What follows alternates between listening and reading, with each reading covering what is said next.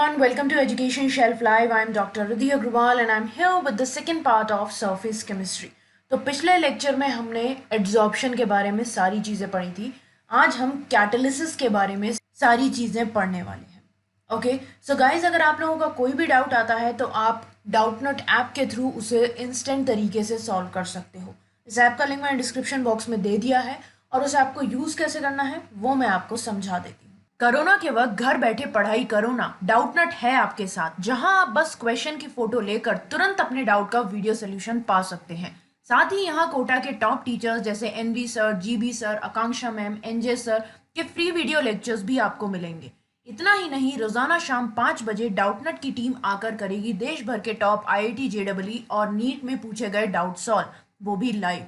So students, biochemistry, physics, maths में कोई भी आए डाउट तो डाउटनट के साथ उन्हें कर दो आउट. सो स्टार्ट करते हैं हमारे आज के लेक्चर से. तो सबसे पहले हम कैटालिसिस का इंट्रोडक्शन पढ़ेंगे. तो एक एग्जांपल लेके समझते हैं इसको. तो जैसे पोटेशियम क्लोरेट ले लिया हमने, उसको जब हमने हीट कराया स्ट्रांगली तो वो धीरे धीरे जो है डाई ऑक्सीजन में डीकम्पोज हो गया. किस तरीके से? 2KClO3 gives us 2KCl plus 3O2. अब जो डीकम्पोजिशन है वो एक पर्टिकुलर टेम्परेचर पे नहीं हुआ है, एक रेंज में हुआ है 653 से 873 केल्विन की. However, when a little of manganese dioxide is added, the decomposition takes place at a considerably lower temperature range, that is 473 to 633 Kelvin, and also at a much accelerated rate. लेकिन जब हमने इस reaction में कुछ amount MnO2 add कर दिया, manganese dioxide, तो ये जो डीकम्पोजिशन है वो लोअर टेम्परेचर रेंज पे हुआ. पहले ये हो रहा था 653 से 873 केल्विन पे, लेकिन अब ये 473 से 633 केल्विन के बीच में ही हो गया, और वो भी एक अच्छी रेट पे. पहले स्लो रिएक्शन हो रहा था लेकिन अब अच्छी रेट पे रिएक्शन, एक्सेलरेटेड रेट पे हुआ. और जो हमने मैंगनीज डाइऑक्साइड ऐड किया वो अनचेंज रहा अपने मास और कॉम्पोजिशन के रेस्पेक्ट में. सो इसी तरीके से जो रेट्स होती हैं बहुत सारी केमिकल रिएक्शन की, उन्हें हम कुछ फॉरेन सब्सटेंस एंटर करा के ऑल्टर करा सकते हैं. सो ये जो सिस्टमेटिक स्टडी होती है of the effect of various foreign substances on the rates of chemical reaction was first made by Berzelius in 1835. तो ये जो स्टडी की गई कि कुछ फॉरेन सब्सटेंस को इंट्रोड्यूस करा के हम केमिकल रिएक्शंस की रेट्स चेंज कर सकते हैं, वो सबसे पहले 1835 में बर्जीलियस ने की थी. और उन्होंने ही इन फॉरेन सब्सटेंसेस को एक नाम दिया catalyst. So substances which accelerate the rate of a chemical reaction and themselves remain chemically and quantitatively unchanged after the reaction are known as catalyst, and the phenomena is known as catalysis. तो ऐसे substances जो कि एक chemical reaction की rate को बढ़ा देते हैं, लेकिन उनमें खुद में ना तो chemically कोई change आता है और ना ही quantitative तरीके से कोई change आता है reaction के बाद, तो इस तरीके के substances को हम बोलते हैं catalyst, और इस process को, इस phenomena को हम बोलते हैं कैटालिसिस. देन प्रमोटर्स और पॉइजन्स क्या होते हैं? प्रमोटर्स ऐसे सब्सटेंसेस होते हैं जो कि कैटालिस्ट की एक्टिविटी को बढ़ाते हैं, लेकिन जो पॉइजन्स हैं वो कैटालिस्ट की एक्टिविटी को डिक्रीज करते हैं. जैसे एक एग्जांपल ले लेते हैं, हेबस प्रोसेस तो हम काफ़ी बार पढ़ चुके हैं, जो कि अमोनिया की मैन्युफैक्चरिंग में काम में आता है. तो उसमें मोलिब्डेनम जो है वो आयरन के लिए प्रमोटर की तरह काम करता है. आयरन हम कैटालिस्ट की तरह यूज़ करते हैं N2+3H2 वाले में, तो उसमें अगर हम मोलिब्डेनम ऐड कर देंगे तो वो आयरन की एक्टिविटी को बढ़ा देगा, तो वो क्या हो गया? प्रमोटर हो. क्लियर है? अब आते हैं हमारे कैटालिसिस के टाइप पे. तो कैटालिसिस को हमने दो कैटेगरीज में डिवाइड किया है, होमोजेनस और हिट्रोजेनस. तो जो होमोजेनस कैटालिसिस है सबसे पहले उसको पढ़ेंगे. So when the reactants, products and the catalyst are in the same phase, that is liquid और gas, the process is said to be homogeneous catalysis. तो जब हमारे रिएक्टेंट्स, प्रोडक्ट्स, कैटालिस्ट सब सेम फेज में है, या तो सब लिक्विड फेज में है या सब गैस फेज में है, तो उस प्रोसेस को हम होमोजेनस कैटालिसिस बोलेंगे. कुछ एग्जांपल्स देख लेते हैं इसके. पहला है oxidation of sulphur dioxide into sulphur trioxide with dioxygen in the presence of oxides of nitrogen as the catalyst in the lead chamber process. तो इसमें हम क्या कर रहे हैं? 2SO2 जो कि गैशियस फॉर्म में है उसको O2 से रिएक्ट करवा रहे हैं जो कि खुद गैशियस फॉर्म में है, और ये हमें दे रहा है 2SO3 जो कि गैशियस फॉर्म में. तो हमारे रिएक्टेंट्स और प्रोडक्ट्स गैशियस फॉर्म में हो गए. इसके अलावा जो हमारा कैटलिस्ट की तरह काम में आ रही हैं वो है नाइट्रोजन की ऑक्साइड्स जो कि गैशियस फॉर्म में रहेंगी. तो ये सब गैशियस फॉर्म में है, तो ये हमारा होमोजेनस कैटालिसिस हो गया. देन नेक्स्ट जो हमारा एग्जाम्पल है वो है hydrolysis of methyl acetate is catalyzed by H plus ions furnished by hydrochloric acid। तो इसमें क्या हो रहा है, जब हम CH3 COO इसको हाइड्रोलाइज करा रहे हैं यानी कि वाटर से रिएक्ट करवा रहे हैं, तो हमें मिल रहा है CH3 COOH प्लस CH3OH। तो ये दोनों एक्वस फॉर्म में मिलेंगे हमें और ये दोनों लिक्विड फॉर्म में है। तो इसको कैटलाइज कर रहा है हमारा HCl जो कि लिक्विड फॉर्म में है। तो HCl के जो H प्लस आयन्स हैं वो इस रिएक्शन को पर्टिकुलरली कैटलाइज करते हैं। तो ये सब एक ही फेज में है, लिक्विड या एक्वस एक ही फेज होती है।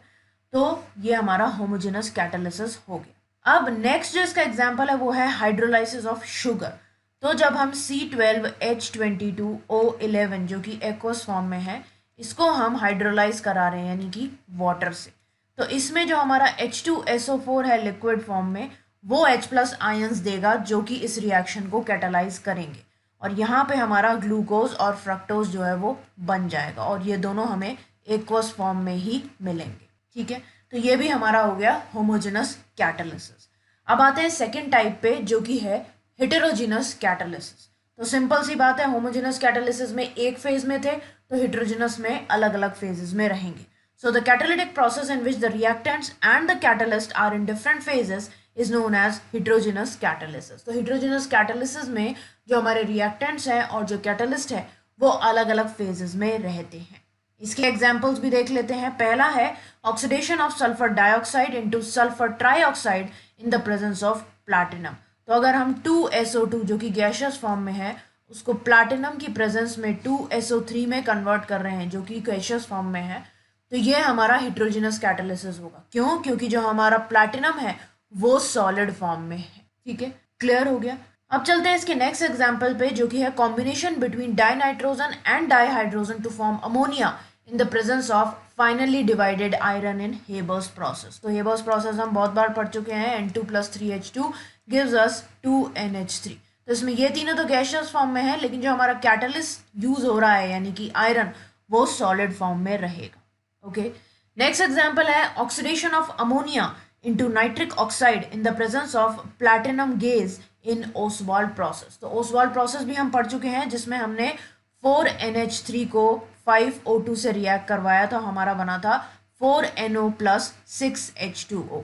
तो इसमें ये सब जो है गैसियस फॉर्म में हमारे रिएक्टेंट्स और प्रोडक्ट्स, लेकिन जो हमारा कैटलिस्ट है प्लैटिनम वो सॉलिड फॉर्म में रहेगा। ठीक है, then last example is hydrogenation of vegetable oils in the presence of finally divided nickel as catalyst। तो इसमें भी जो हमारे वेजिटेबल ऑयल्स हैं उनका हम हाइड्रोजनेशन करा रहे हैं। तो वेजिटेबल ऑयल हमारे लिक्विड फॉर्म में रहेंगे, हाइड्रोजन हमारा गैसियस फॉर्म में रहेगा, तो हमें वेजिटेबल घी मिलेगा जो कि सॉलिड फॉर्म में होगा और जो हमारा कैटलिस्ट है निकल वो भी सॉलिड फॉर्म में रहेगा। तो इसमें हमारी तीनों फेज मिल गई हमें, सॉलिड भी, लिक्विड भी और गैसियस। तो ये भी हमारा हेटेरोजेनस कैटालिसिस हो गया। ठीक है, अब चलते हैं हमारे हेटेरोजेनस कैटालिसिस की एडसॉर्प्शन थ्योरी पे। सो ये थ्योरी क्या एक्सप्लेन करती है कि हेटेरोजेनस कैटालिसिस का मैकेनिज्म क्या है। एक पुरानी थ्योरी थी हमारी जिसको हम एडसॉर्प्शन थ्योरी ऑफ कैटालिसिस बोलते थे। उसमें क्या था, that the reactants in gaseous state और in solutions are adsorbed on the surface of solid catalyst. तो उसमें ये बोला गया था कि रिएक्टेंट्स चाहे गैसियस फेज में हो चाहे सॉल्यूशंस में हो वो सॉलिड कैटालिस्ट की सरफेस पे जाके एडसॉर्ब हो जाते हैं। अब ये थ्योरी और क्या बोलती थी कि जैसे जैसे रिएक्टेंट्स की कॉन्सेंट्रेशन सरफेस पे इंक्रीज होगी वैसे वैसे रेट ऑफ रिएक्शन भी बढ़ेगा। अब हमें पता है कि एडसॉर्प्शन एक एक्सोथर्मिक प्रोसेस है, तो जो हीट होती है एडसॉर्प्शन की वो रेट को बढ़ाने के काम में हम ले सकते हैं। लेकिन जो मॉडर्न एडसॉर्प्शन थ्योरी आई उसने किस चीज़ को कंबाइन किया, इंटरमीडिएट कंपाउंड फॉर्मेशन थ्योरी और जो ओल्ड एब्जॉर्प्शन थ्योरी थी उन दोनों को इसने कंबाइन किया। और इसमें जो कैटालिटिक एक्टिविटी थी वो सिर्फ कैटलिस्ट की सरफेस पे ही लोकलाइज थी। तो जो हमारी ये नई एब्जॉर्प्शन थ्योरी आई इसके क्या क्या पोस्टुलेट्स आए, इसमें एक मैकेनिज्म बताया गया जिसमें 5 स्टेप्स इंक्लूडेड थे। अब वो मैकेनिज्म क्या था और वो स्टेप्स क्या थे वो बता देती हूँ। पहला था diffusion of reactants to the surface of the catalyst, मतलब कि कैटलिस्ट की सरफेस पे सबसे पहले रिएक्टेंट्स डिफ्यूज होंगे, उसके बाद जो रिएक्टेंट मॉलिक्यूल्स हैं वो कैटलिस्ट की सरफेस पे एडसॉर्ब हो जाएंगे। देन थर्ड स्टेप में केमिकल रिएक्शन होगा, वो भी सिर्फ कैटलिस्ट की सरफेस पे एक इंटरमीडिएट के थ्रू, पहले एक इंटरमीडिएट बनेगा फिर हमारे प्रोडक्ट्स बनेंगे इस तरीके से। फिर उसके बाद जो हमारे रिएक्शन प्रोडक्ट्स हैं वो डिजॉल्व हो जाएंगे, कैटलिस्ट की सरफेस से हट जाएंगे। तो इससे क्या होगा, जो हमारी सरफेस है वो वापस से अवेलेबल रहेगी कि उस पर और रिएक्शन हो सके। और फिर उसके बाद लास्ट स्टेप में जो हमारे रिएक्शन प्रोडक्ट्स आए वो कैटलिस्ट की सरफेस से दूर डिफ्यूज हो जाए। ठीक है, अब जो सरफेस है हमारी कैटलिस्ट की, unlike the inner part of the bulk, has free valencies which provide the seat for chemical forces of attraction। अब हमें पता है कि जो हमारी कैटलिस्ट की सरफेस होती है उसमें कुछ फ्री वैलेंसीज प्रेजेंट होती है, जिसकी वजह से जो केमिकल फोर्सेस हैं अट्रैक्शन के वो लग पाते हैं, अंदर नहीं लग पाते, हमने एड्जॉर्प्शन में पढ़ा था। देन जब एक गैस एक इस तरह की सरफेस के कांटेक्ट में आती है तो उसके मॉलिक्यूल जो है वहाँ पे वो हेल्ड कर लिए जाते हैं लूज केमिकल कॉम्बिनेशन के थ्रू। और अगर दूसरे मॉलिक्यूल्स वहाँ पे आए और एड्जॉर्ब हुए साइड बाय साइड, तो हो सकता है कि पहले वाले गैस मॉलिक्यूल्स और जो बाकी मॉलिक्यूल्स आए उनमें रिएक्शन हो जाए। तो एक दूसरे से अगर वो रिएक्ट कर जाएंगे तो नए मॉलिक्यूल्स हमारे बन जाए। अब जो हमारे नए मॉलिक्यूल्स बने वो इवेपोरेट होके उस सरफेस को छोड़ देंगे और नए फ्रेश जो हमारे रिएक्टेंट मॉलिक्यूल्स हैं वो इस सरफेस पे आ जाए। अभी जो थ्योरी है ये एक्सप्लेन करती है कि क्यों हमारा कैटलिस्ट जो है वो मास और केमिकल कॉम्पोजिशन में अनचेंज रहता है रिएक्शन के एंड पे, और क्यों वो छोटी से छोटी क्वांटिटीज में भी इफेक्टिव रहता है। हालांकि ये थ्योरी ये एक्सप्लेन नहीं करती है कि कैटालिटिक प्रमोटर्स और कैटालिटिक जो पॉइजन्स हैं उनका क्या एक्शन है। अब ये जो थ्योरी है हमारी, इसको हम एक डायग्राम के थ्रू भी देख लेते हैं। देखो ये कैटलिस्ट सरफेस है हमारी, इसमें फ्री वैलेंसीज है। अब इसमें ये रिएक्टेंट मॉलिक्यूल्स आए ए और बी, ये एड्जॉर्ब हो गए, यहाँ ए लग गया यहाँ बी लग गया, इस वाली और इस वाली जगह पे। उसके बाद इनका एड्जॉर्प्शन हो गया, फिर ये एक दूसरे से मिल गए, रिएक्ट हुए, इंटरमीडिएट बना, उसके बाद ये डिजॉल्व हो गए, ए प्लस बी हमारा प्रोडक्ट आ गया और ये कैटलिस्ट जो है हमारा वो एज इट इज निकल गया। इसके वापस से इसके पास फ्री वैलेंसीज जो है वो आ गई, जिससे और नए रिएक्टेंट्स यहाँ पे आके जुड़ सके। अब जो हमारे सॉलिड कैटलिस्ट हैं उनके कुछ इंपॉर्टेंट फीचर्स पढ़ लेते हैं। तो पहला फीचर है activity. Now the activity of a catalyst depends upon the strength of chemisorption to a large extent. तो जो एक्टिविटी है कैटलिस्ट की वो बहुत हद तक केमिसॉर्प्शन की स्ट्रेंथ पे डिपेंड करती है। अब जो रिएक्टेंट्स हैं वो बहुत अच्छी तरीके से कैटलिस्ट पे एड्जॉर्ब होने चाहिए जिससे वो एक्टिव हो सके। हालांकि they must not get adsorb so strongly that they are immobilized and other reactants are left with no space on the catalyst surface for adsorption. हालांकि वो इतनी टाइटली भी बाउंड नहीं होने चाहिए कि वो इमोबिलाइज हो जाएं, बिल्कुल भी उनमें मोबिलिटी नहीं रहे और वो हिलेंगे नहीं तो बाकी रिएक्टेंट्स जो हैं उनके पास कोई स्पेस ही नहीं बचेगा कैटलिस्ट की सरफेस पे आने का। अब ये पाया गया है कि हाइड्रोजनेशन रिएक्शन में जो कैटालिटिक एक्टिविटी होती है वो ग्रुप 5 से ग्रुप 11 तक जाते जाते इंक्रीज होती है, और मैक्सिमम एक्टिविटी जो है वो ग्रुप 7 से 9 तक के एलिमेंट्स शो करते हैं जो हमने पीरियोडिक टेबल में पढ़े। ठीक है, नेक्स्ट जो फीचर है वो है सेलेक्टिविटी। तो जो कैटलिस्ट की सेलेक्टिविटी होती है वो क्या होती है, it is its ability to direct a reaction to yield a particular product selectively when under the same reaction conditions many products are possible।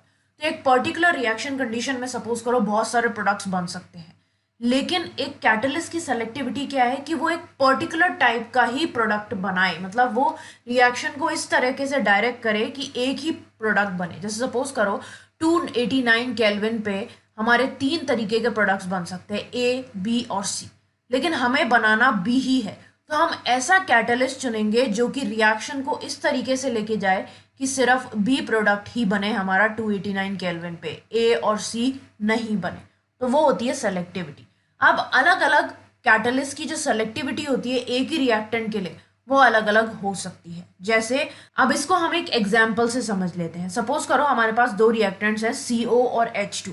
अब हम इनमें अलग अलग कैटलिस्ट यूज करेंगे तो हमारे पास अलग अलग प्रोडक्ट्स आएंगे। कैसे, अगर हमने CO प्लस 3H2 को रिएक्ट करवाया निकल की प्रेजेंस में तो हमारे पास आएगा CH4 प्लस H2O। दूसरी तरफ अगर हमने CO को रिएक्ट करवाया 2H2 से Cu या फिर ZNO और Cr2O7 की प्रेजेंस में तो हमारे पास एल्कोहल बन के आएगा यानी कि CH3OH। तीसरा रिएक्शन है CO plus H2 in the presence of only copper, तो हमारे पास एल्डिहाइड बन के आएगा, दैट इज मीथेनॉल HCH। तो ये हम बात बोल सकते हैं, कंक्लूड कर सकते हैं कि एक कैटलिस्ट का जो एक्शन है वो हाईली सेलेक्टिव होता है नेचर में। और इसी वजह से एक सब्सटेंस जो कि कैटलिस्ट की तरह एक्ट कर रहा है एक रिएक्शन में, वो दूसरे रिएक्शन को कैटलाइज न कर पाए। मतलब एक रिएक्शन में जैसे निकिल को हम इसमें कैटलिस्ट की तरह यूज में ले रहे हैं, लेकिन हो सकता है अगर हम दूसरा रिएक्शन को ही लें तो उसमें निकिल हमारा कैटलिस्ट की तरह यूज में ना आ पाए, क्योंकि ये सेलेक्टिव होते हैं। क्लियर हो गया। अब चलते हैं हमारे नेक्स्ट पार्ट पे, जो कि है shape selective catalysis by zeolites. तो जो कैटालिटिक रिएक्शन होते हैं जो कि हमारे कैटलिस्ट के पोर स्ट्रक्चर पे डिपेंड करते हैं या रिएक्टेंट और प्रोडक्ट मॉलिक्यूल के साइज पे डिपेंड करते हैं, उस रिएक्शन को हम बोलते हैं शेप सेलेक्टिव कैटालिसिस। अब जो हमारे जियोलाइट्स होते हैं वो अच्छे शेप सेलेक्टिव कैटलिस्ट होते हैं, क्योंकि उनमें हनीकॉम लाइक स्ट्रक्चर होता है। आपने हनी बी का छत्ता देखा है तो उसमें हेक्सागोनल स्ट्रक्चर्स रहते हैं, तो ये हनीकॉम स्ट्रक्चर होता है। तो इस तरह का स्ट्रक्चर होता है हमारे जियोलाइट्स में। माइक्रोपोरस एल्यूमिनोसिलिकेट्स होते हैं ये, जिनमें 3 डायमेंशनल नेटवर्क होता है सिलिकेट्स का, जिसमें कुछ सिलिकॉन एटम्स जो हैं वो एल्यूमिनियम एटम्स के थ्रू रिप्लेस कर दिए जाते हैं और हमारे पास AlOSi वाला फ्रेमवर्क जो है वो आ जाता है। अब जो भी रिएक्शन जियोलाइट्स में हो रहे हैं वो रिएक्टेंट और प्रोडक्ट मॉलिक्यूल्स के साइज और शेप पे डिपेंड करेंगे, एज वेल एज जियोलाइट्स में जो पोर्स और कैविटीज हैं उन पे भी डिपेंड करेंगे। अब ये हमें नेचर में भी मिलते हैं और इन्हें हम कैटालिटिक सेलेक्टिविटी के लिए सिंथेसाइज भी करा सकते हैं। जो जियोलाइट्स हैं हमारे वो कैटलिस्ट की तरह यूज में आते हैं कहाँ पे? पेट्रोकेमिकल इंडस्ट्रीज में, जहाँ पे हमें हाइड्रोकार्बन्स की क्रैकिंग करानी होती है और आइसोमराइजेशन कराना होता है। एक इम्पॉर्टेंट जियोलाइट कैटलिस्ट जो कि पेट्रोलियम इंडस्ट्री में यूज होता है वो है ZSM5। ये क्या करता है? एल्कोहल को डायरेक्टली गैसोलीन यानी कि पेट्रोल में कन्वर्ट कर देता है, उसको डिहाइड्रेट कराते हुए, और हाइड्रोकार्बन्स का एक मिक्सचर भी प्रोवाइड करता है। क्लियर हो गया ये चीज। अब चलते हैं एंजाइम कैटालिसिस पे, जो कि काफी इंपॉर्टेंट है। तो एंजाइम्स क्या होते हैं? कॉम्प्लेक्स नाइट्रोजनस ऑर्गेनिक कंपाउंड्स होते हैं जो कि लिविंग प्लांट्स और एनिमल्स प्रोड्यूस करते हैं। एक्चुअली अगर हम देखें तो हमारे जो एंजाइम्स हैं वो प्रोटीन मॉलिक्यूल्स होते हैं हायर मॉलिक्यूलर मासेस के, और वाटर के साथ ये कोलोइडल सोल्यूशन प्रिपेयर करते हैं। ये बहुत ही अच्छे कैटलिस्ट होते हैं, बहुत सारे रिएक्शंस को कैटलाइज करते हैं, स्पेशली ऐसे रिएक्शंस को जो कि हमारे नेचुरल प्रोसेसेस से रिलेटेड है। अब बहुत सारे रिएक्शंस जो है हमारी बॉडीज में भी होते रहते हैं, एनिमल्स की बॉडीज में भी होते हैं, प्लांट्स की बॉडीज में भी होते हैं, जो कि हमारे लाइफ प्रोसेसेस को मेंटेन करने के लिए इंपॉर्टेंट होते हैं। और ये सारे जितने भी रिएक्शंस हो रहे हैं हमारे, इनको कैटलाइज कौन करता है? ऑब्वियसली हमारे एंजाइम्स। इसीलिए जो एंजाइम्स हैं उन्हें हम बायोकेमिकल कैटलिस्ट बोलते हैं, और जो ये फेनोमेना होता है उसको हम बायोकेमिकल कैटालिसिस बोलते हैं। अब जितने भी हमारे एंजाइम्स हैं उनमें से बहुत सारे एंजाइम्स प्योर क्रिस्टलाइन स्टेट में हमें मिलते हैं लिविंग सेल्स से। हाउएवर जो पहला एंजाइम सिंथेसाइज किया गया था लेबोरेटरी में वो किया गया था 1969 में। अब कुछ एग्जाम्पल्स हैं हमारे एंजाइम कैटालाइज रिएक्शन के, वो हम देख लेते हैं। पहला है हमारा इन्वर्जन ऑफ केन शुगर। तो इन्वर्टेज एंजाइम यूज करके हम जो केन शुगर है उसे ग्लूकोज और फ्रक्टोज में कन्वर्ट करवा सकते हैं। इसका जो रिएक्शन है वो है C12H22O11 plus water in the presence of invertase enzyme gives us C6H12O6 यानी कि ग्लूकोज और C6H12O6 यानी कि फ्रक्टोज। यह एक रिएक्शन हो गया जो कि एंजाइम कैटालाइज कर रहा है। दूसरा है conversion of glucose into ethyl alcohol. तो एक एंजाइम है जिसका नाम है जाइमेज, वो एंजाइम ग्लूकोज को इथाइल एल्कोहल और कार्बन डाइऑक्साइड में कन्वर्ट कर देता है। किस तरीके से? C6H12O6 ये हमारा ग्लूकोज हो गया, जब हम इसमें जाइमेज एंजाइम मिलाएंगे तो ये कन्वर्ट हो जाएगा 2C2H5OH यानी कि इथाइल अल्कोहल प्लस 2CO2 यानी कि कार्बन डाइऑक्साइड। क्लियर है। नेक्स्ट जो हमारा रिएक्शन है वो है conversion of starch into maltose. तो जो हमारा स्टार्च है उसका फॉर्मूला होता है C6H10O5 इसको जब हम NH2O से रिएक्ट करवाएंगे किसकी प्रेजेंस में? डायस्टेज एंजाइम की प्रेजेंस में, तो जो हमारा स्टार्च है वो C12H22O11 यानी कि माल्टोज में कन्वर्ट हो जाए। ठीक है। Then conversion of maltose into glucose. अब यहाँ पे हमने स्टार्च को माल्टोज में कन्वर्ट किया तो डायस्टेज एंजाइम यूज हुआ। अब हमें इस माल्टोज को ग्लूकोज में कन्वर्ट करना है तो हम माल्टेज एंजाइम जो है वो काम में लेंगे। तो यहाँ पे C12H22O11 ये हमारा माल्टोज हो गया प्लस वाटर, तो ये हमारा 2 मॉलिक्यूल ग्लूकोज दे देगा। तो यहाँ पे हम माल्टेज एंजाइम जो है वो यूज कर रहे हैं। देन नेक्स्ट जो हमारा एग्जाम्पल है वो है decomposition of urea into ammonia and carbon dioxide. तो जो हमारा यूरिया है उसका फॉर्मूला क्या है, NH2CONH2। अब इसको जब हम वाटर से ट्रीट करवाएंगे किसकी प्रेजेंस में, यूरियस एंजाइम की प्रेजेंस में, तो हमें 2NH3 प्लस CO2 मिल जाएगा। मतलब कि अगर हमें यूरिया को अमोनिया और कार्बन डाइऑक्साइड में कन्वर्ट कराना है तो हम एंजाइम यूरियस जो है उसे काम में लेते हैं। इसके अलावा दो और एग्जाम्पल हैं। स्टमक में जो पेप्सिन एंजाइम है वो हमारे प्रोटीन्स को पेप्टाइड्स में कन्वर्ट करता है, जबकि इंटेस्टाइन में जो हमारा ट्रिप्सिन एंजाइम है वो प्रोटीन्स को अमाइनो एसिड्स में कन्वर्ट करता है हाइड्रोलिसिस के थ्रू। ये तो हमने बायो में भी पढ़ रखा है। देन लास्ट एग्जाम्पल जो है वो है conversion of milk into curd. अब जो दूध है वो दही में जो कन्वर्ट होता है वो भी एक एंजाइम की वजह से ही हो रहा है। ये एंजाइमेटिक रिएक्शन जो है वो लैक्टोबैसिलाई एंजाइम जो है वो करता है। ठीक है, क्लियर हो गया। अब एक और चीज बताती हूँ आप लोगों को, जो ये हमारे जितने भी एंजाइम्स आ रहे हैं इनका सोर्स क्या है। तो जो इन्वर्टेस एंजाइम है वो हमें यीस्ट से मिलता है, जाइमेस एंजाइम भी हमें यीस्ट से मिलता है। दूसरी तरफ जो हमारा डायस्टेस एंजाइम है ये हमें माल्ट से मिलता है। फिर माल्टेस एंजाइम जो है ये हमें फिर से यीस्ट से मिलता है, और यूरियस जो एंजाइम है वो हमें सोयाबीन से मिलता है। पेप्सिन तो हमें स्टमक से मिल ही रहा है, वो तो पता ही है आप लोगों को। तो ये बात ध्यान रखनी है। तो हमारे 3 एंजाइम हो गए, इन्वर्टेस, जाइमेस और माल्टेस। ये तीनों हमें यीस्ट से मिल रहे हैं। क्लियर है। अब चलते हैं हमारे एंजाइम कैटालिसिस की कैरेक्टरिस्टिक्स पे। तो एंजाइम कैटालिसिस जो होता है वो काफ़ी यूनिक होता है। क्यों? क्योंकि उसकी एफिशिएंसी अलग तरीके की होती है और इसकी स्पेसिफिसिटी भी काफ़ी हाई डिग्री की होती है। तो इसी से रिलेटेड कुछ इसके कैरेक्टरिस्टिक्स हैं। पहली बात तो वही आ गया जो हमने अभी बोला, मोस्ट हाईली एफिशिएंट। सो एक मॉलिक्यूल जो है एक एंजाइम का वो बहुत सारे रिएक्टेंट्स, लगभग ये मान के चलो 1 मिलियन मॉलिक्यूल्स रिएक्टेंट्स के 1 मिनट में कन्वर्ट कर सकता है। सिर्फ एक एंजाइम का मॉलिक्यूल 1 मिलियन रिएक्टेंट मॉलिक्यूल्स को ट्रांसफॉर्म कर सकता है। तो कितनी ज्यादा एफिशिएंसी है ये आप समझ सकते हो। नेक्स्ट जो इसका कैरेक्टरिस्टिक है वो है हाईली स्पेसिफिक नेचर। अब हर एक एंजाइम जो है वो एक पर्टिकुलर रिएक्शन के लिए स्पेसिफिक होता है। मतलब एक कैटलिस्ट जो है वो एक से ज्यादा रिएक्शन को कैटलाइज नहीं करा सकता। जैसे जो एंजाइम यूरियस है वो यूरिया के हाइड्रोलाइसिस को ही कैटलाइज करेगा, वो किसी और अमाइड के हाइड्रोलाइसिस को कैटलाइज नहीं कर सकता। क्लियर है। नेक्स्ट है highly active under optimum temperature. अब एक एंजाइम रिएक्शन की जो रेट है वो एक पर्टिकुलर टेम्परेचर पे सबसे ज्यादा मिलती है, और उस पर्टिकुलर टेम्परेचर को हम बोलते हैं ऑप्टिमम टेम्परेचर।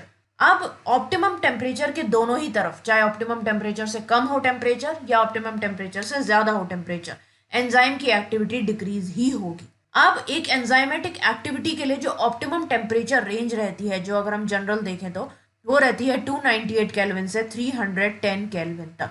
अब ह्यूमन बॉडी टेम्परेचर जो है वो 310 केल्विन है, तो आराम से हमारे एंजाइम कैटालाइज रिएक्शन हो जाते हैं बॉडी। नेक्स्ट है highly active under optimum pH. तो टेम्परेचर की तरह पीएच भी ऑप्टिमम रहनी चाहिए। तो एक एंजाइम कैटालाइज रिएक्शन की रेट जब भी मैक्सिमम होगी जब एक पर्टिकुलर पीएच आएगी जिसको हम ऑप्टिमम पीएच बोलेंगे, और ये ऑप्टिमम पीएच जो है वो 5 से 7 के बीच में होती है। अगर 7 से ऊपर गई तो भी हमारा एंजाइमेटिक रिएक्शन जो है उसकी एक्टिविटी डिक्रीज हो जाएगी, और 5 से कम हुई तो भी उसकी एक्टिविटी कम हो जाएगी। Then next characteristic is increasing activity in presence of activators and coenzyme.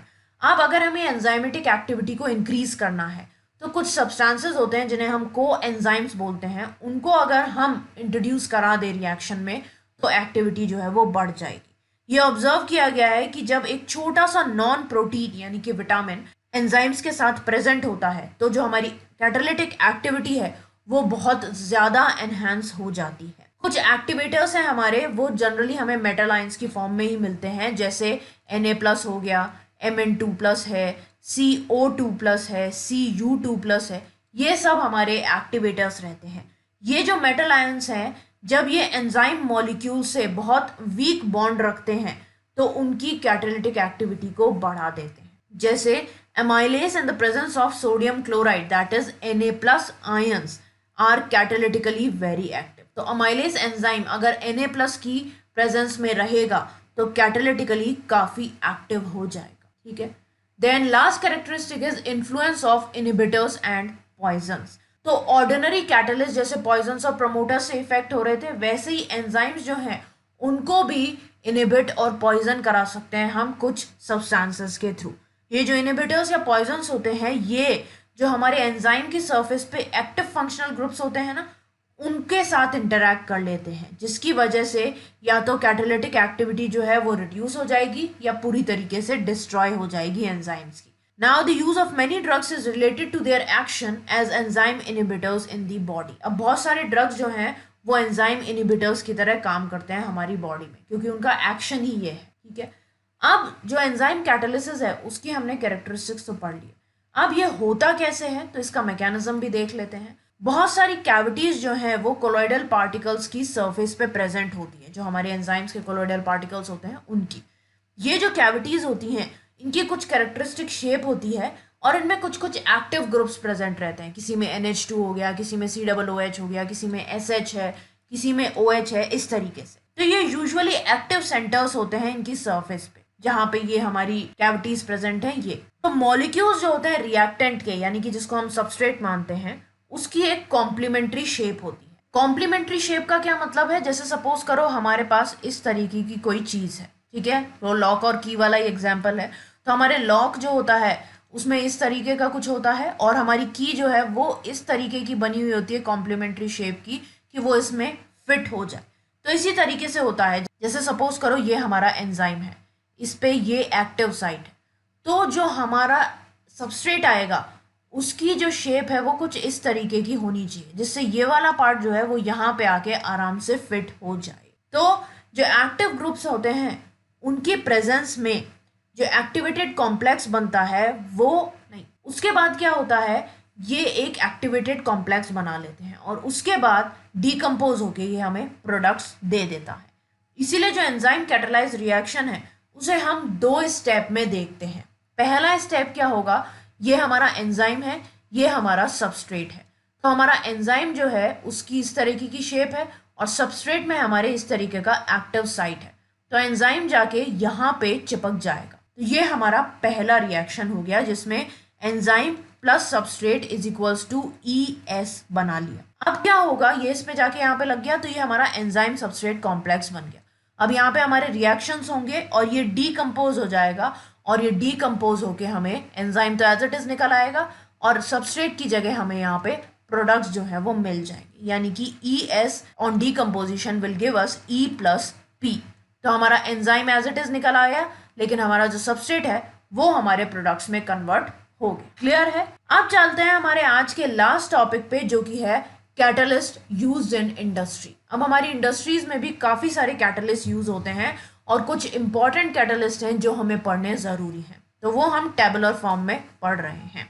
तो इस टेबल में यहाँ पे हमारा प्रोसेस दिया गया है और यहाँ पे जो कैटलिस्ट यूज हो रहा है इस प्रोसेस में वो, तो एक एक करके पढ़ते हैं। पहला है हमारा हेबर्स प्रोसेस, जिसके थ्रू हम अमोनिया प्रिपेयर करते हैं। NH2 + 3H2 gives us 2NH3। तो इसमें हम कैटलिस्ट की तरह किसको काम में लेते हैं, फाइनली डिवाइडेड आयरन को, और इसकी एक्टिविटी को इंक्रीज करने के लिए हम मोलिब्डेनम यूज करते हैं एज अ प्रमोटर। इसकी कंडीशंस क्या रहती हैं, 200 बार का प्रेशर लगाते हैं हम, 723 से 773 केल्विन का टेम्परेचर रहता है।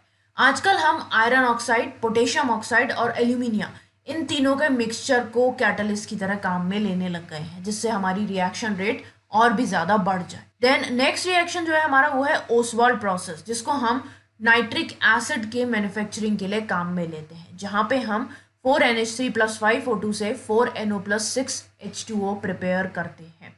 उसके बाद हम 2NO + O2 करा के 2NO2 बनाएंगे और फिर 4NO2 को वाटर से रिएक्ट करवा के ऑक्सीजन की प्रेजेंस में HNO3 प्रिपेयर कर लेते हैं। तो इस प्रोसीजर में हम प्लैटिनाइज्ड एस्बेस्टॉस का यूज करते हैं और टेम्परेचर रहता है हमारा 573 केल्विन का। तीसरा जो हमारा प्रोसेस है वो है कॉन्टैक्ट प्रोसेस, जो मैंने आपको पूरा डायग्रामेटिकली समझाया था, जिसमें हम पहले 2SO2 को SO3 में कन्वर्ट करते हैं, फिर हम SO3 को H2SO4 से ट्रीट करा के ओलियम में कन्वर्ट करते हैं और फिर हम ओलियम का हाइड्रोलाइसिस करा के H2SO4 ऑब्टेन करते हैं। तो इसमें भी हम या तो V2O5 यानी कि वेनेडियम पेंटॉक्साइड यूज कर लेंगे या फिर हम प्लैटिनाइज्ड एस्बेस्टॉस यूज कर सकते हैं, और इसमें जो टेम्परेचर रहता है वो है 673 से 723 केल्विन पे।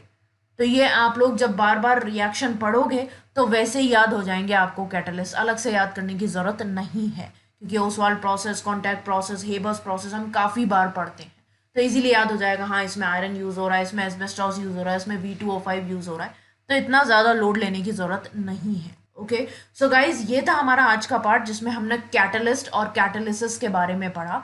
नेक्स्ट जो पार्ट रहेगा हमारा वो लास्ट पार्ट रहेगा, उसमें हम इमल्शंस और कोलॉइड्स जो हैं उनके बारे में बात करेंगे, क्योंकि वो भी काफ़ी इंपॉर्टेंट है। कोलॉइड्स कैसे बनते हैं, क्लासिफिकेशन क्या है, ये सब चीज़ हम पढ़ने वाले हैं उसमें। ओके, सो मैं होप करती हूँ कि आपको आज का पार्ट अच्छी तरीके से समझ में आ गया होगा। सो गाइज, लाइक का बटन दबा देना, शेयर करना अपने फ्रेंड्स के साथ, चैनल को सब्सक्राइब कर देना, और सब्सक्राइब करने के बाद जो बेल आइकन है उसे दबा देना, जिससे आप लोगों को नोटिफिकेशन मिल जाएगा जैसी वीडियो प्रीमियर होने वाला होगा। आप लोग Twitter, Facebook, Instagram, Gradeup, WhatsApp, इन सब जगह भी मुझे ज्वाइन कर सकते हो। इन सब के लिंक मैंने डिस्क्रिप्शन बॉक्स में दे दिए हैं। इसके अलावा 11th और 12th केमिस्ट्री की प्लेलिस्ट का लिंक भी आपको डिस्क्रिप्शन बॉक्स में मिल जाए। ओके, सो आज के लिए बस इतना ही। That's all for today guys. Thanks for watching. Have a nice day.